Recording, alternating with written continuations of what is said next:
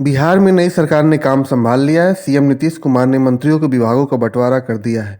Deputy CM Tarkishore Prasad वित्त मंत्री होंगे तो दूसरी डिप्टी सीएम रेणु देवी उद्योग मंत्रालय देखेंगी। नीतीश कुमार ने बीजेपी की जीत के आगे न झुकते हुए गृह और कार्मिक विभाग अपने पास रखा है।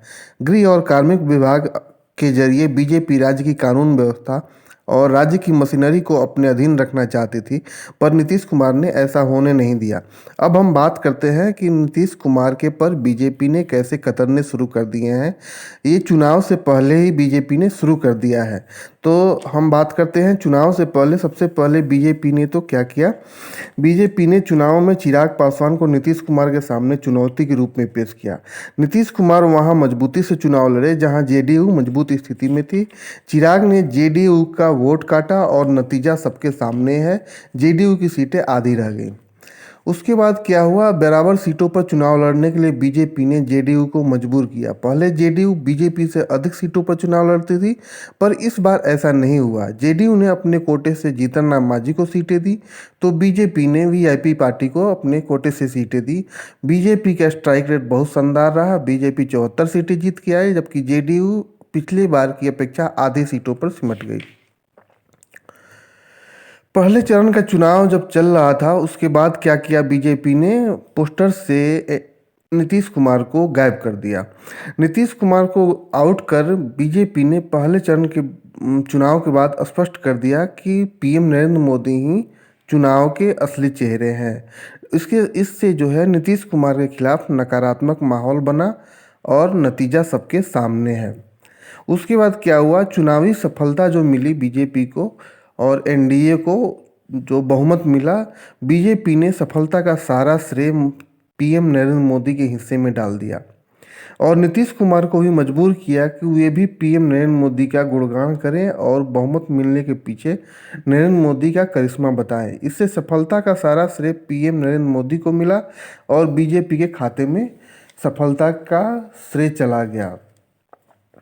उसके बाद नीतीश कुमार के लिए सबसे बुरी खबर आई, चौंकाने वाली खबर जो आई, वो थी उनके सबसे विश्वस्त, बीजेपी में जो नीतीश कुमार के सबसे विश्वस्त चेहरा थे, सुशील कुमार मोदी को आउट कर दिया।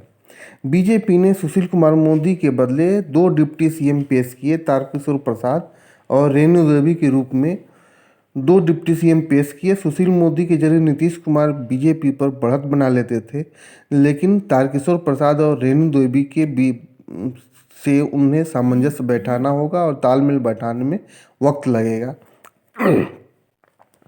इसके बाद बीजेपी ने इस बार विधानसभा अध्यक्ष का पद अपने पास रखा है।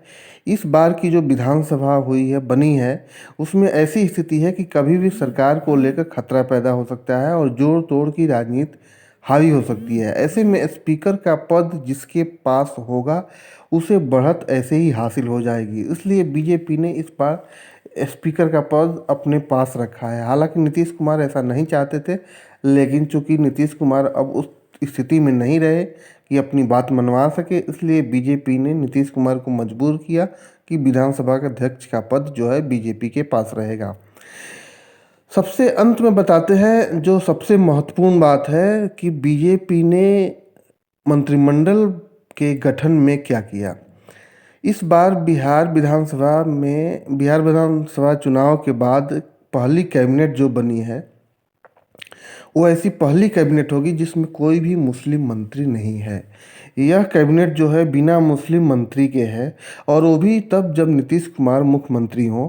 और नीतीश कुमार पिछड़ों मुस्लिमों का अपना को खुद का नेता मानते हैं, लेकिन कैबिनेट में एक भी मुस्लिम मंत्री न होने के पीछे माना जा रहा है कि कैबिनेट के गठन में बीजेपी का कितना बड़ा दबाव रहा होगा नीतीश कुमार के ऊपर।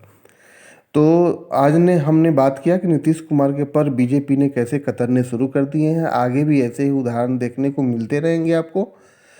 आप देख रहे थे नेतागिरी, मैं हूं सुनील मिश्रा। आपको हमारा वीडियो कैसा लगा, लाइक करिए, कमेंट करिए, और अगर आप हमारे वीडियो पे पहली बार आए हैं, यूट्यूब चैनल पे पहली बार आए हैं, तो सब्सक्राइब कीजिए और बेल बटन भी दबाएं, ताकि जो है हमारा अपडेट वीडियो आपको मिलता रहे।